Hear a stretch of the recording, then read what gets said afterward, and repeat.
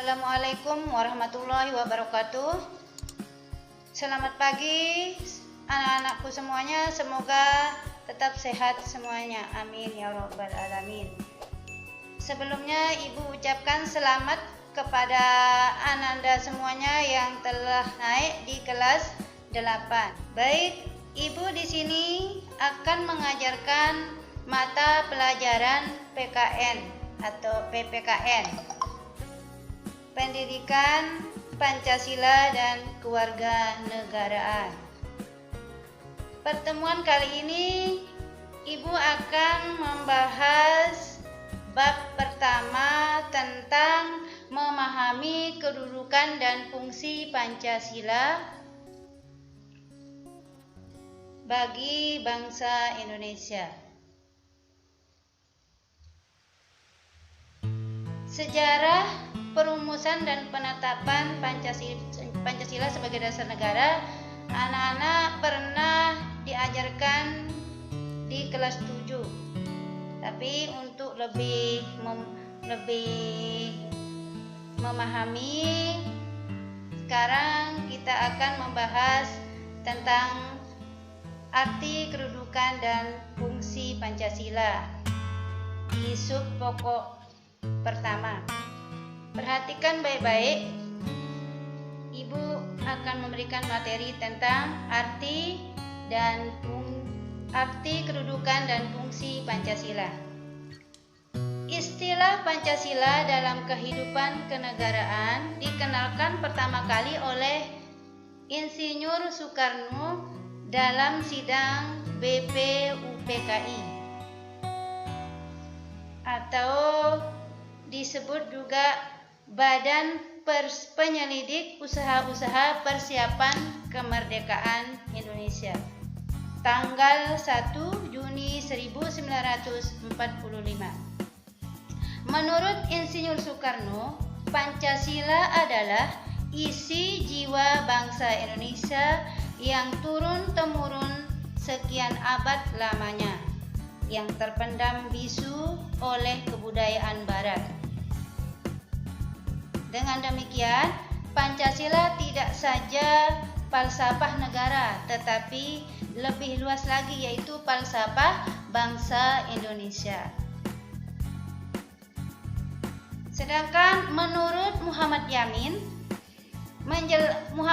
menjelaskan bahwa Pancasila berasal dari kata panca yang berarti 5 dan sila yang berarti sendi, atas, dan dasar atau peraturan tingkah laku yang penting dan baik. Itu yang dikatakan oleh Muhammad Yamin. Ya, ada beberapa kata istilah menurut Muhammad Yamin. Perhatikan baik-baik ya. Dengan demikian, Pancasila merupakan 5 dasar yang berisi pedoman atau aturan tentang tingkah laku yang penting dan baik.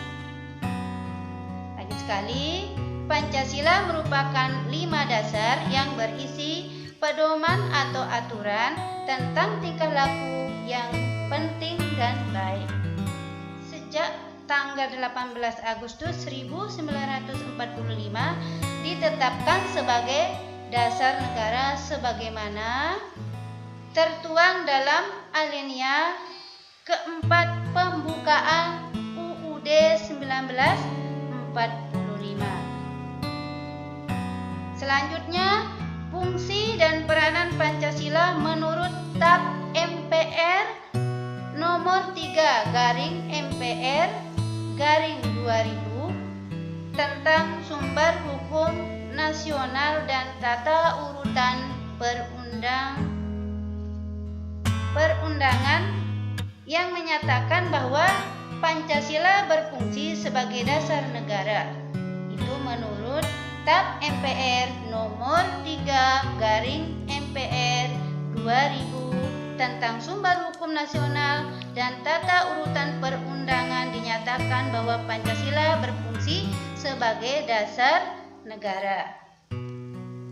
Hal ini maksudnya adalah bahwa Pancasila digunakan sebagai dasar untuk mengatur penyelenggaraan ketatanegaraan yang meliputi. Nah, di sini ada beberapa yang meliputi elemen-elemen yang mengatur yang diatur di sini, yaitu bidang ideologi. Dalam bidang ideologi, politik, ekonomi, sosial budaya, dan pertahanan keamanan. Selanjutnya, yang pertama adalah Pancasila sebagai jiwa bangsa Indonesia. Perhatikan beberapa fungsi dan peranan Pancasila. Antara lain, 1. Pancasila sebagai jiwa bangsa Indonesia. Di sini ada penjelasannya tertuang dalam beberapa slide-slide yang Ibu terangkan. Di sini ada penjelasan bahwa Pancasila sebagai jiwa bangsa Indonesia adalah Pancasila sebagai nilai-nilai kehidupan yang ada di masyarakat Indonesia. Pancasila sebagai jiwa bangsa lahir yang bersamaan dengan adanya bangsa Indonesia.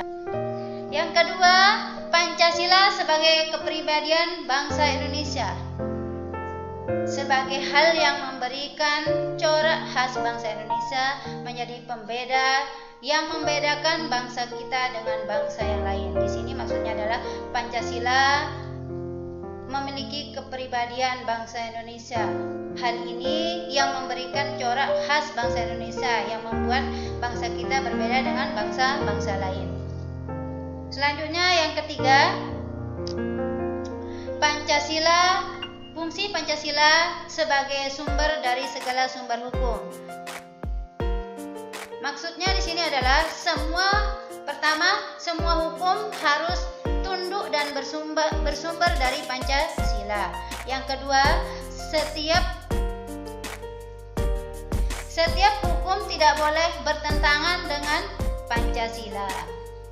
Yang ketiga, setiap sila Pancasila merupakan dasar. Selanjutnya, fungsi yang keempat, Pancasila sebagai perjanjian luhur. Di sini Pancasila sebagai perjanjian luhur telah berfungsi dan disepakati melalui Sidang Panitia Persiapan Kemerdekaan atau PPKI pada tanggal 18 Agustus 1945. Walaupun disahkan hanya oleh badan atau PPKI, tapi sebenarnya suara itu adalah suara rakyat, badan yang mewakili seluruh suara rakyat semua. Jadi Pancasila merupakan hasil perjanjian bersama rakyat. Selanjutnya, fungsi yang kelima, Pancasila berfungsi sebagai cita-cita dan tujuan bangsa Indonesia. Kenapa? Karena Pancasila memiliki fungsi untuk menciptakan masyarakat yang adil dan makmur. Selanjutnya, fungsi yang keenam, Pancasila sebagai satu-satunya asas dalam kehidupan berbangsa dan bernegara. Maksudnya adalah sebagai konsekuensi ditetapkannya Pancasila oleh bangsa Indonesia sebagai dasar negara dan juga merupakan perwujudan melaksanakan Pancasila secara murni dan konsekuen. Artinya pendiriannya tetap teguh, kuat ya. Pancasila membuat kita tetap teguh tunduk terhadap Pancasila. Kemudian fungsi yang ketujuh, Pancasila sebagai moral pembangunan. Di sini Pancasila dijadikan kerangka acuan, tolak ukur, parameter, arah dan tujuan dari pembangunan. Artinya apapun yang kita lakukan harus berpedoman kepada nilai-nilai yang terdapat pada Pancasila.